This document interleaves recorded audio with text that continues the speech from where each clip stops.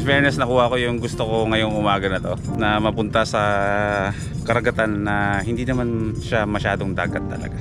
Karagatan na hindi masyadong pwedeng liguan.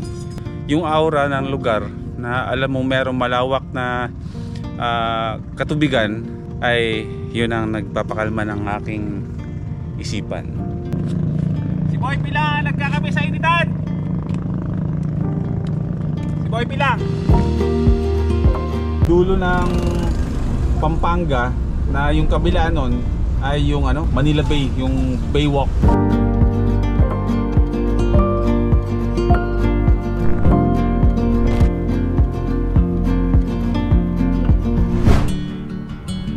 Habang binabaybay ang MacArthur Highway, ay unti-unti na bumubuhos ang ulan. Punta ko ng damo-dama, ang hirap ko ulitan kasi bumabalik. Bumabak pa.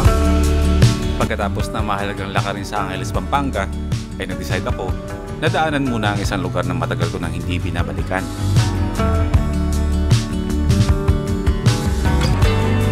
Welcome back sa isa na namang van life episode. Napakagandang panahon. Ay, masyadong cozy ang weather natin ngayon. Napakasarap na klase ng klima sa umaga. Gloomy. Walang bakas ng araw. Lahat ng kalangitan ay kulay gray. Sarap. Ngayon magandang umaga mula dito sa lugar. Alam ko Pampanga na to. Hey bro. Dapat kanina pa akong umaga, madilim-dilim pa, pagkagising pupunta dito. Ay kaso nakatulugan ko dito, yung aking cellphone ay nalobat. So napasarap ang tulog natin. Walang naggising sa akin. Okay lang naman. Maganda naman ang panahon. Hindi naman mainit. Gustong gusto natin yung ganitong klaseng weather situation. Para sa isang taong dagat tulad ko, na kailangan pang bumiyahe ng ilang oras para masilayan ang karagatan, mahirap. Pero meron akong isang alternatibong lugar na pinupuntahan. Nakakadungaw ako sa isang karagatan malapit lang sa amin dito sa Bulacan. Akala ko na siraan, nagkakape lang pala sa daan si Kuya. Speaking of kape, hindi pa rin ako nakakapagkape. Mamaya magkape tayo, magluto tayo ng kape. Ay, ang bango ng amoy ng dahon ng ipilipil dito. Welcome to Masantol, Pampanga. Dami siguro santol dito. Bakit? Hindi pwedeng daanan dahil sa ginagawang daan. Hindi pwede dumaan. Kaya nagtanong-tanong na lang muna ako sa mga lokal kung meron bang ibang alternatibong daan. Kuya, hindi na po pwede pumunta doon sa dulo? May ibang daan pa po ba papunta doon sa dulo? Kala ko mission failed na tayo. Gustong-gusto ko kasing puntahan yung yung dulo ng Pampanga na yung kabila nun ay yung yung Manila Bay. Welcome to Barangay San Agustin. Laki na ng pinagbago ng lugar na to. Itong lugar na to ay pinupuntahan pa namin itong magkakapatid para mag mountain bike, mag fixed gear. Pero ngayon sobrang dami na ng kabahayan. Mabilis ang proseso ng pag-unlad ng isang lugar.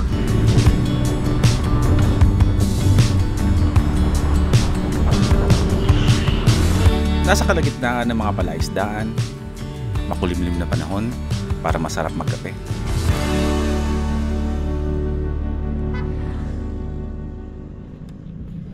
Paalam tayo kay tatay at kay ate doon sa tindahan kung pwede ba tayo tumambay dito.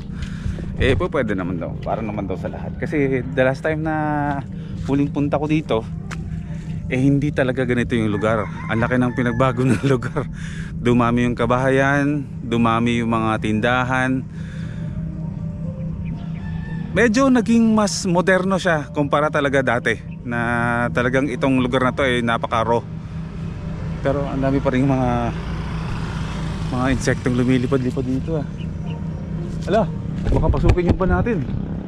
Yung mga insekto na na yung mas mayabang pa sa kalabaw. Yung gumagano-gano sa ulo nila. Nakakala mo mas malaki pa sila sa kalabaw. Pero iatras ko muna yung camper van dito. Mas magandang spot dito kasi doon.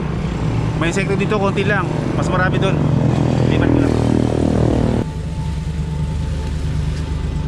Talaga ng mga tao, no? Kalinis-linis ng lugar. Ibubulsa nyo na lang. Ayaw nyo pong iuwi. Ako na lang magtatapon para sa inyo.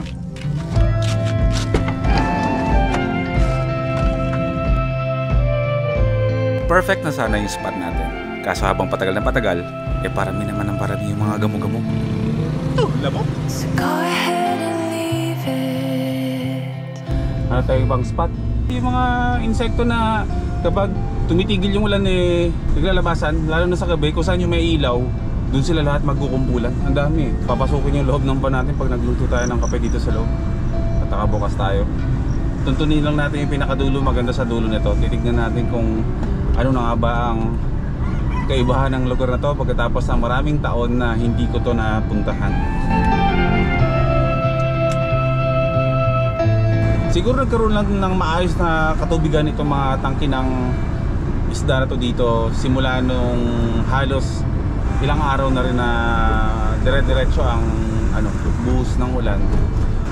Matagal na panahon na pabalik-balik ako dito, nasubaybayan ko itong natutuyuan talaga itong mga palaisdaan na nagdudugtong to.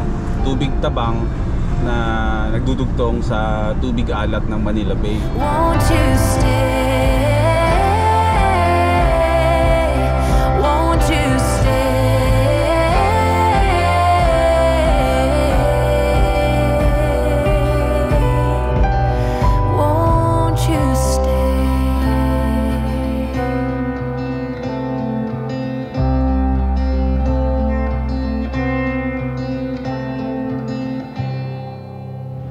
Oh my God! Oh! Ay, wait lang. May mga ano tayo. Wait lang. Ano nga bang isda yung... Anong ka bang manok? Isda? Oh, yun ulit siya bumabalik ng balik dito. Gusto pa yata. Hello po! Ayos lang. Kamusta? Ikaw yun nakilala ko isa. Saan kayo galing? Taga rito lang talaga kami. Taga Mandaluyong kami. Nagbakasyon kami. Konti kwentuhan, picture-picture, at sticker para sa kanila. Kasi malimit lang ang pagkakataon na nagkikita-kita tayo sa daan. Thank you, sir, ha? Ayan. Ingat, ha? Oh, thank you. Nakilala ko yung sasakyan mo. Thank you. Salamat po. May mga isda rin. Itong spot na to dito, ang tatambayin ko muna. Mamaya-maya na ako pumunta sa pinakadulo. Maganda rin dun sa dulo. Pero mas na-enjoy ko yung ganitong view ba? Hindi man siya tulad ng karagatan na ginugusto nating puntahan palagi, pero mukha naman siyang karagatan. So may satisfaction na akong nararamdaman sa ganitong lugar. Kadugtong rin naman siya ng dagat. Pwede na tayo magkape-kape dito. At ang lalaki ng mga isdang pumapalo-palo dito, oh. Dito sinusundan ako ng mga insekto, pero pwede na tayong tumambay dito muna. Kape muna tayo para pinit-pitan yung ating tiyan. Akala ko wala akong butane. Ito na yung sinasabi ko, binigay sa akin ni General. Coffee creamer, sugar, mga pinagsama-samang, siguro kakakape niya to, pinagtatabi-tabi niya talaga. Maraming salamat, General. Binigyan mo na naman ako ng idea para pagaanin ang buhay ko sa pagbaban life. Simula sa araw na to, kapag kakain ako sa mga fast food chains, o kahit kayo, ugaliin na rin natin na kapag nagkape tayo sa McDonald's, sa Jollibee, or sa Burger King, o kung saan man merong kapihan na may mga fast food, meron silang mga ganito, di ba? Sabay-sabay na natin gawin, itabi natin, lalo na sa mga biyahero dyan. Malaking tulong. Ngayon ko naramdaman. Bakit? Si General lang pinag-uusapan natin ngayon kasi wala naman siya. Gamitin na natin ang kanyang mug, titanium mug na General. Napakasarap ng pakiramdam na nagkakape ka na yung gamit mo mug ng isang General. Maraming salamat, General. Titanium, lupit, parang pang ano lang, mga tambucho ng mga big bikes,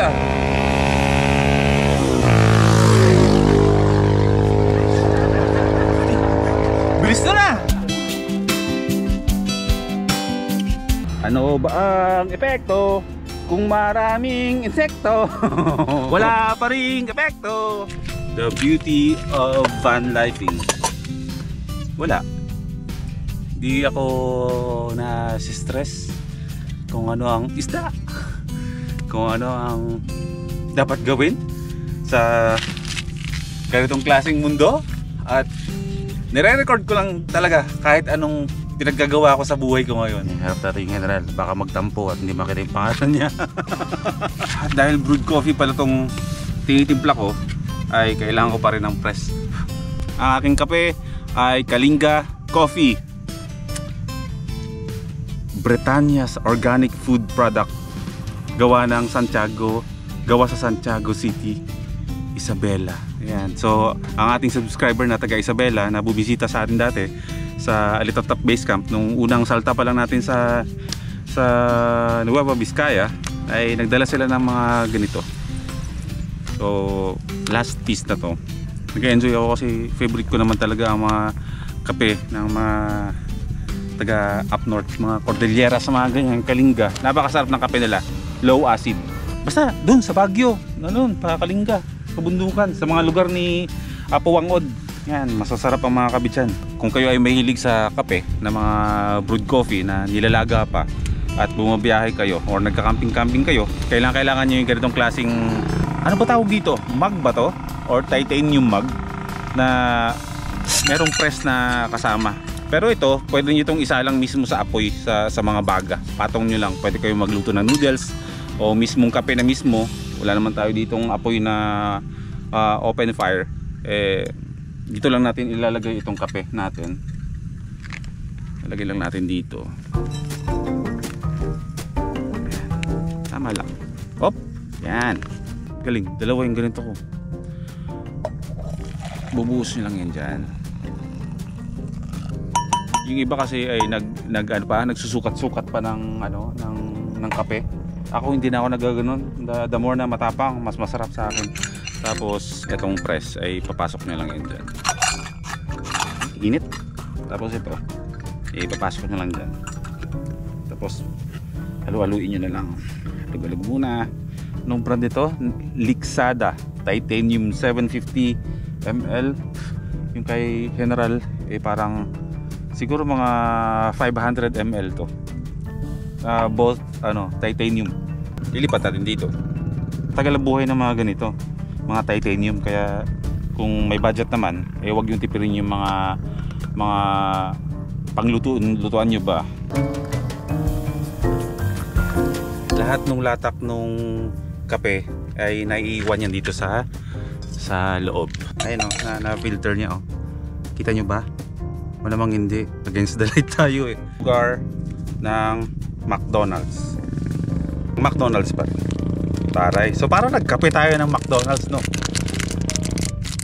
Gawin natin. Hacks ang tawag dyan. Hacks. First timer yun.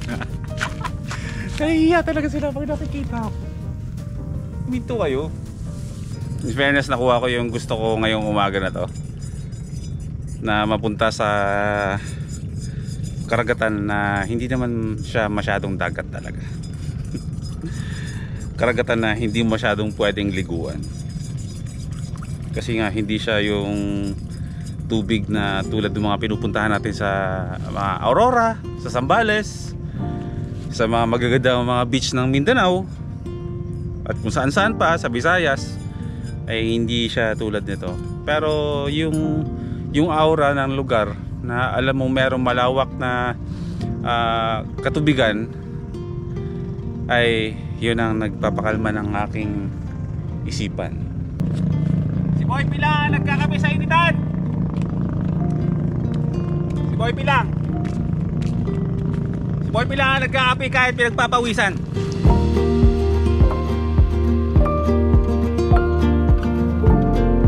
Okay, abante tayo. Diretso na tayo sa pinakadulo ng kalsada na to.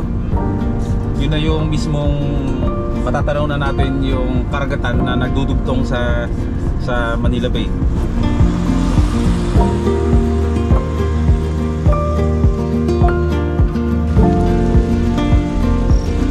Lang kapag nag-iisa. At narating na natin ang ating destinasyon. Ang tawag sa lugar na to ay Barangay Consuelo, Macabebe, Pampanga. May isang boy first time dito. Halika dito bro, saan ka? Nice meeting you, halika muna dito. Okay guys, nakita ko na yung hinahanap ko dito. Nakita ko na ang aking hinahanap na kapatid. Ito ang totoong boy first time. Kita ko rin sa wakas. The headband craze. Let's go. Oo nga pala, no? Oo. Pala yung ano natin. Boy first time. Buti napunta ka dito. Taga dito ka? Saan pa kami? San Fernando. San Fernando, Pampanga? Telebastagan. Ay, layo naman! Oo, nagmotor lang kami tulong-tulong. Okay mga first timers, welcome dito sa Consuelo, Macabebe, Pampanga. O mas kilalang Delta 1. Ang kabilang panig ng Manila Bay. Puntahan to ng nagbibisikleta, puntahan to ng mga nagkukulong-kulong, mga mahilig sa camping na kahit anong klaseng sasakyan na ngayon, ginagawa talagang transportasyon para sa mga ganyang mga activities ba, yung pagka-camping. So, nakakatuwa lang na nabubuksan yung isipan ng tao ngayon na hindi porket kolong-kolong lang yung meron sila. Pwede yun. Pwede kayong mag-set up ng kolong-kolong na gawin yung merong tulugan sa taas o sa ilalim, lutuan at go! Maximize kung anong meron ka. Motor, kolong-kolong, sedan na kotse, ganitong klaseng sasakyan, van, kahit anong sasakyan, kahit bisikleta. So, pwede yan. Set upan nyo yung bisikleta nyo ng mga camping gear nyo, lagyan nyo ng mga tent, talian. May mga gumagawa na ng ganun. Search nyo lang lahat sa YouTube, lahat na sa YouTube mga ideas kung paano makakapag-camping sa pamamaraan na kung anong meron kayo. Punta tayo sa dulo. Nag-aalangan ako magpalipad ng drone kasi may kampo na pala daw dito ng mga militar. Bawal yun eh. May kampo? So hindi pwede magpalipad ng drone dito? Kampo na ng militar? Oo, militar yata. Ay meron! Naku! Obvious naman na meron na tayong drone shots. Ang ginawa ko ay kinausap ko na lang muna ang mga militar. Nagpaalam kung pwede ba ako magpalipad ng drone. Sir, tanong ko lang po, pwede po ba ako magpalipad po ng drone dito? At pinayagan naman nila ako. Pero may mga limitasyon lang. Sige po. Maraming salamat sir ha. At shout out sa mga militar na to. Dahil simula sa araw na to, ay nanonood na rin sila kay Boy First Time. Salamat po ha. Thank you po. Thank you. Malayo tayo sa atraso. Basta magpaalam lang. Kapag kayo ay magpapalipad ng drone sa may mga drone dyan, kapag ang area ay merong military base, bawal talaga yun. Pero may mga military base na inaalaw nila yung pagpapalipad ng drone. Kung ano lang yung kailangan mong shots, yun lang ang i-bid nyo. Salamat eh! Si ate kasi nagtitinda ng mga alimasag, mga hipon ba na huli dito sa mismong bay na to. Bibili sana ako kaso baka hindi na umabot ba, masira. Kung pwede pala tayong mag overnight dito kung saan tayo nakapark ngayon. Hindi lang po pwede doon kasi nga may kampo na ng militar. Pero dito daw is po pwede. Ramdam ko naman na safe na. Oh, safe tayo kasi may katabi tayong mga militar eh. Diba? Magka-camping tayo dito. Yayin ko yung mga kaibigan natin. Siguro sa mga susunod na vlog. Balikan ko lang.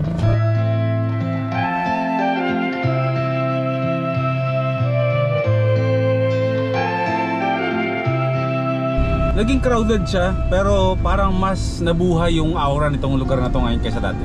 Ang dami kong nakikita mga taong swimming kahit na hindi ganun kalinisan yung tubig. Masaya sila. Ano ba yun? Party pa rin na. Natutuwa ako sa mga taong mabababaw ang kaligayahan. Kasi katulad din nila kung kayang maligo kahit saan. Woo! Sapa gaming baby! Hindi naman kailangan luxurious palagi para masabing masaya pa. Tandaan mo, iba-iba tayo. Iba-iba ang level ng ating kasiyahan. Luxurious man o hindi, okay lang. Basta ang goal nating lahat dito ay makuha natin ang tunay na kaligayahan. Hanggang dito na lang. Magkita-kita ulit tayo sa susunod nating destinasyon. Life is good tayo dito sa Macabebe, Pampanga.